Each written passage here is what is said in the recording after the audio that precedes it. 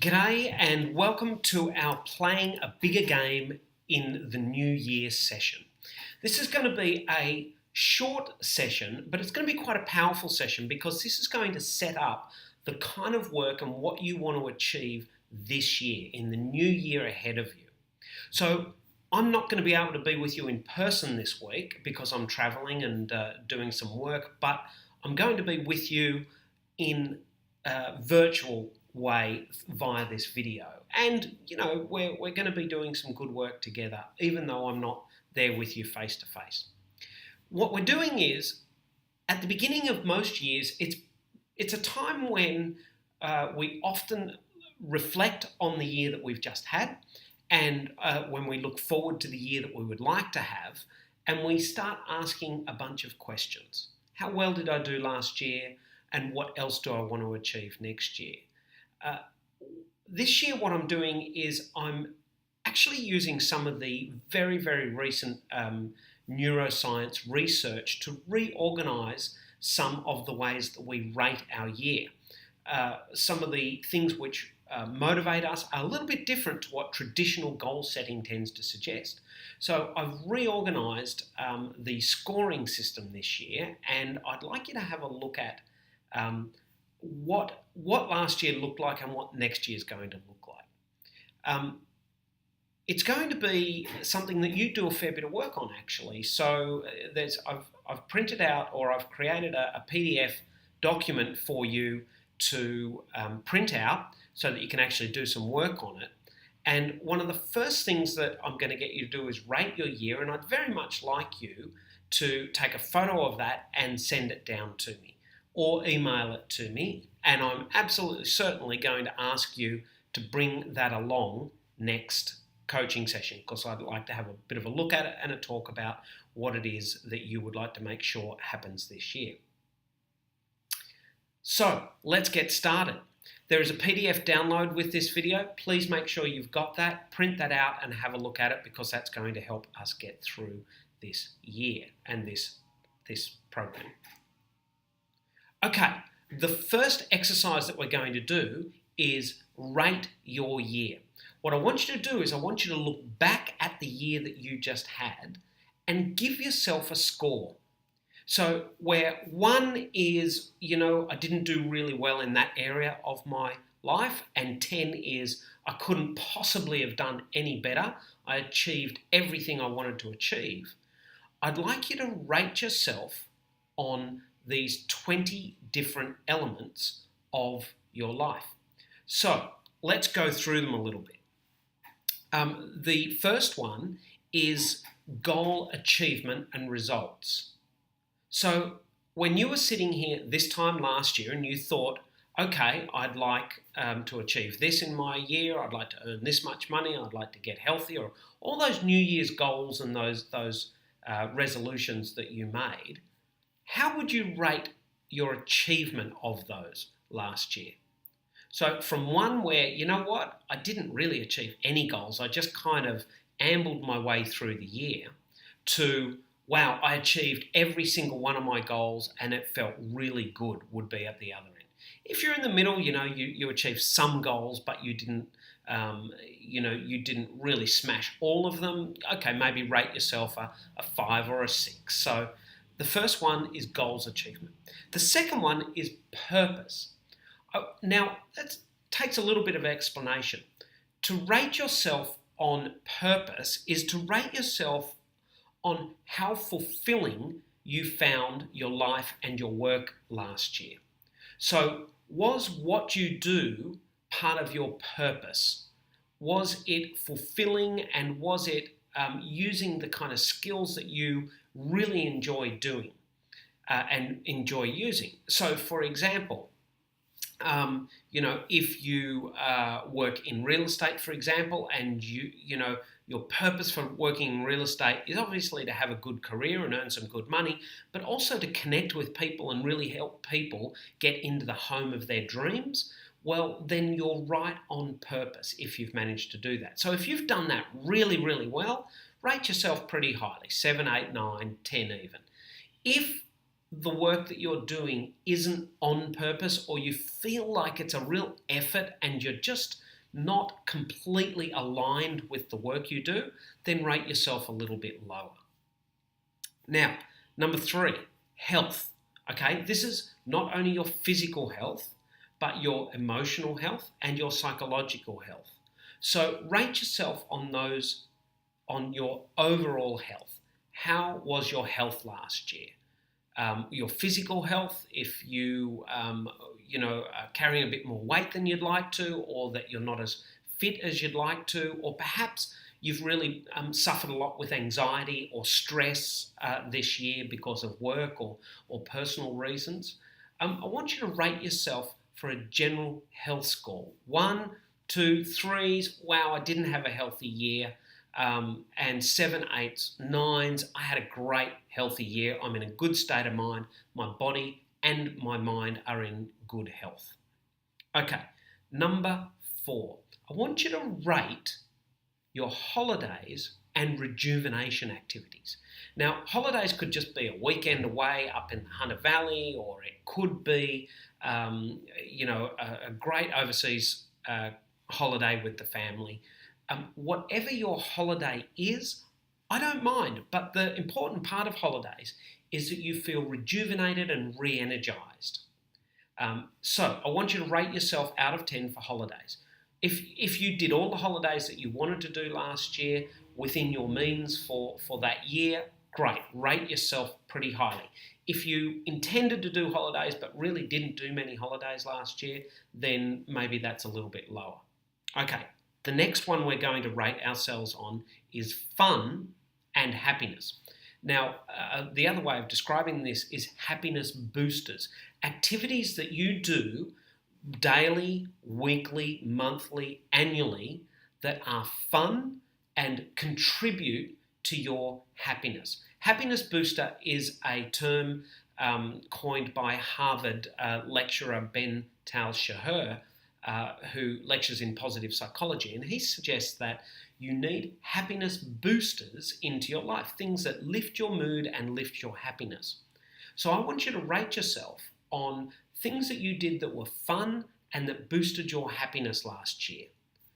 1s, 2s, 3s, if you didn't do real well. 4, 5, 6s, if you think, it's okay, but it could be better. And 7, 8, 9s, 10s, if you are really feeling happy and you're getting a lot of fun in your life.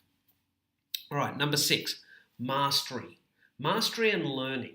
Now, Daniel Pink in his book Drive actually has shown that research is telling us that mastering new skills is an incredibly important part of motivation. And feeling motivated, focused, and energized is a really important part of feeling, pretty satisfied with our life. So, my question is, what new skills did you master last year? Now, that could be a new skill within your business. That could be a new skill that we're working on. That could be a book that you read about something you're wanting to learn about. That could be a cooking class. It could be a new sport that you tried. It could be a new skill that you have in business. And learning, of course, could be that you went to a conference and you got a great deal out of it. You really learnt some stuff that you were able to use.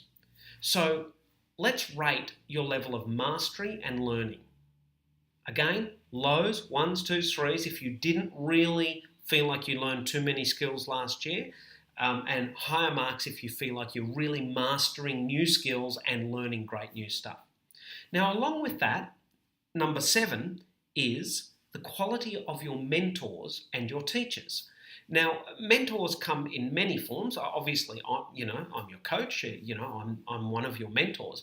But you'd have other mentors as well in your life. Your family, elders within your community, whether that's in your sporting community, in your church community, in your academic community, in your workplace. What is the quality of the mentors that you are looking up to?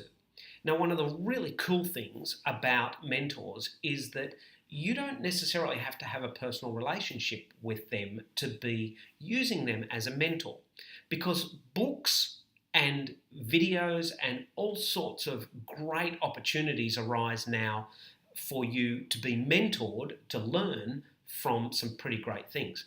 There's a fantastic new series, which is an online program, which is getting really, really hugely famous people to actually teach and create video programs to teach people different things. So, for example, Dustin Hoffman has just done a video series on how he does his acting, and in fact, so has there's a masterclass with Kevin Spacey.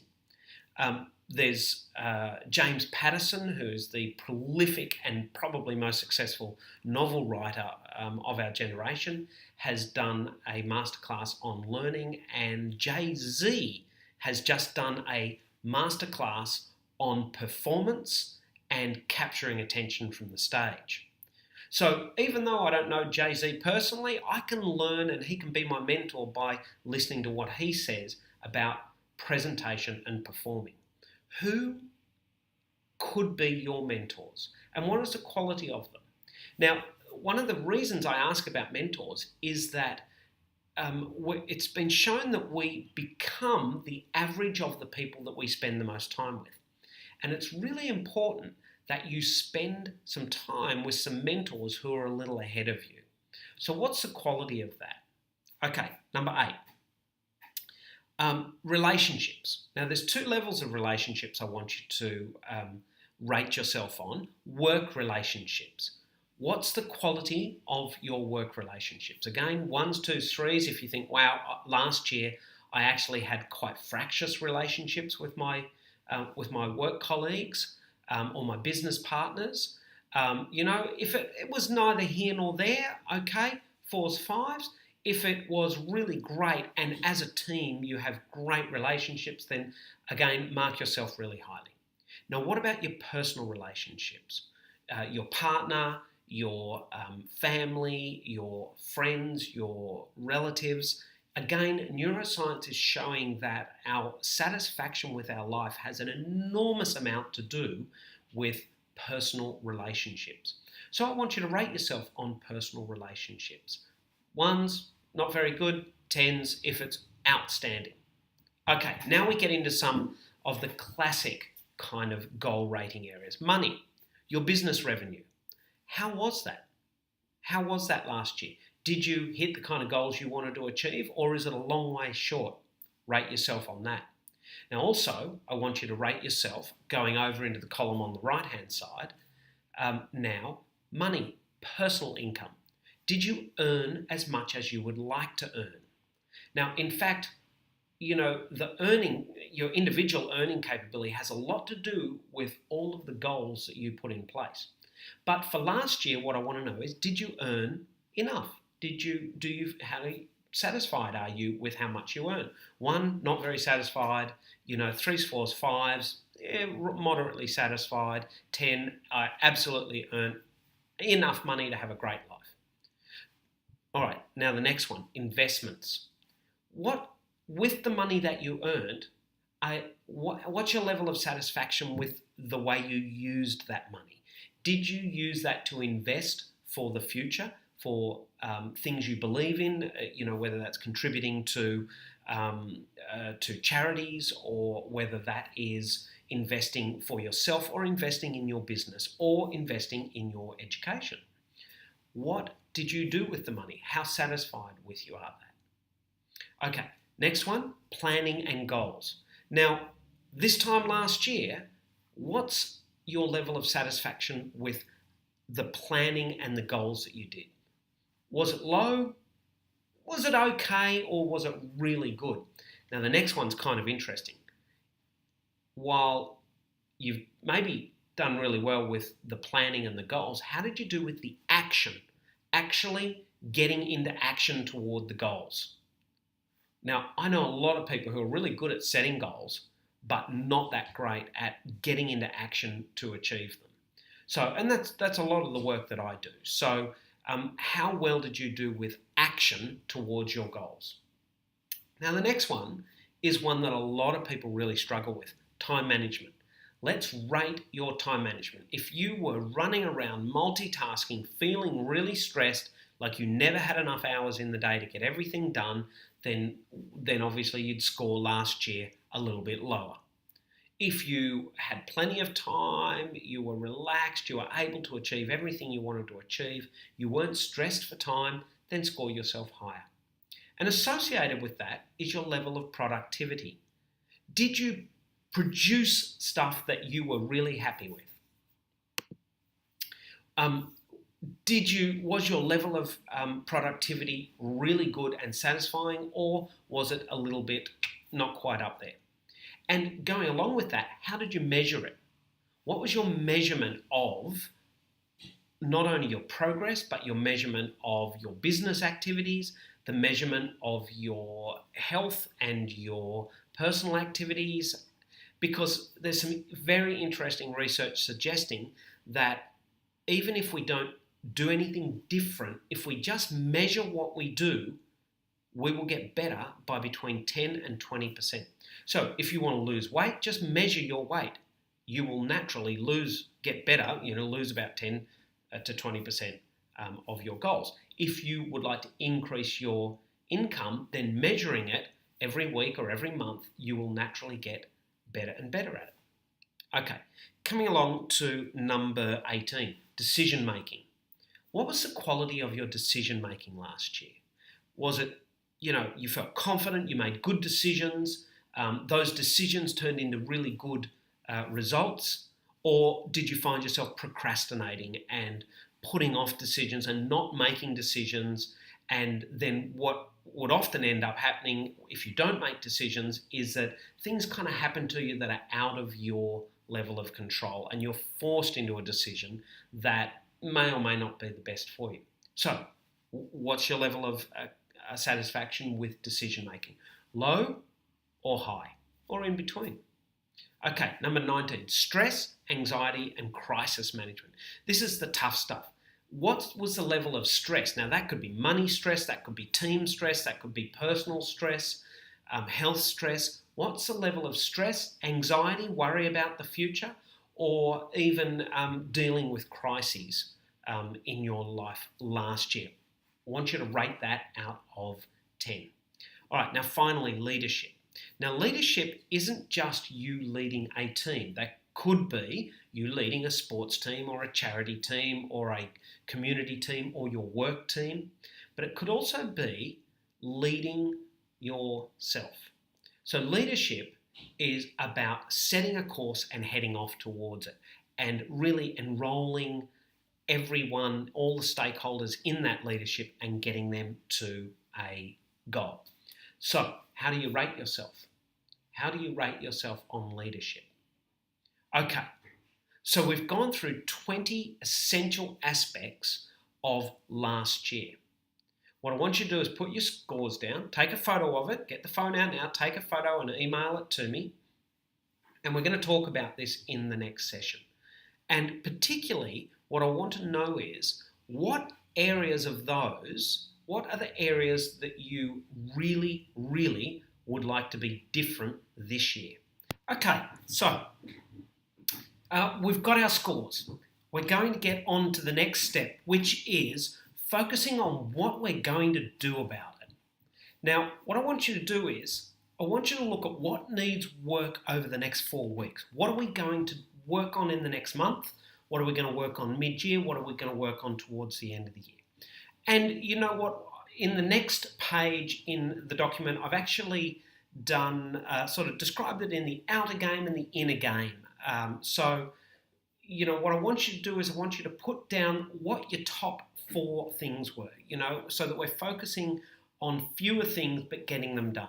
Okay, what's the number 1 area that needed the most work that you are the least satisfied with from last year? Let's put that down. And then I want you to follow that with 3 more, so that we've got 4 things that we can work on to improve in the next month. And what we're going to do when we get together next is we're going to start to diarise in there some activities that you can do to improve those areas, so that next year we're going to score ourselves higher. Now, some of you, I've introduced you to the idea of the don't want, do want goal setting exercise. If you haven't done that yet, now's the time to get going. And this is how it goes.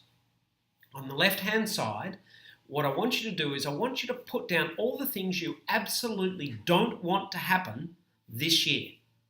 So, for example, you don't want to lose your job, or you don't want the business to go bankrupt, or you don't want to have your marriage break up. Now, once you've actually done all of those don't wants, because most people find it easier to know exactly what they don't want, then what I want you to do is I want you to turn that into a positive on what you do want to achieve on the right-hand side. Again, make these notes because we're going to be looking at those in the next session that we do face-to-face. Now, one of the interesting things about setting goals is it comes from a poem or a verse by a great guy, and it's called the Commitment Verse. And it says, until one is committed, there is hesitancy, the chance to draw back, and always ineffectiveness. Concerning all acts of initiative and creation, there is one elementary truth, the ignorance of which kills countless ideas and splendid plans.